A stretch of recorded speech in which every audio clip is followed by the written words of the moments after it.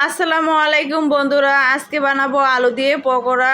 আলুর পকোড়াটা বানাতে ঘরোয়া কিছু জিনিস হলেই চলে, বাইরের কিছু আনা লাগে না।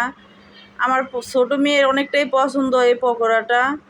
এই যে দেখুন, আলু কুচিয়ে রেখেছি, এবার তার মধ্যে বেসন দিয়ে দিলাম, পেঁয়াজ কুচি, মরিচ কুচি দিয়ে দিলাম, এখন লবণ, তারপরে একটু হলুদ, মরিচের গুঁড়া, জিরা ফাঁকি পরিমাণ মতো, আর একটি ডিম দিয়ে দিলাম। এগুলো এখন ভালোভাবে মেখে নিব। ভালোভাবে মেখে নিলে পাকোড়াটা ভালো হয়। এখন আমি একে একে সবগুলো পাকোড়া ভেজে নিব। পাকোড়াটা বানাতে বেশি সময় লাগে না, কিন্তু অনেক মজা। এই যে ফাইনালি হয়ে গেছে, এখন আমার মেয়ের কাছে নিয়ে যাচ্ছি। দেখুন, ওয়াও, আমার পছন্দের খাবার। আম্মু, তুমি আমার সাথে খাও।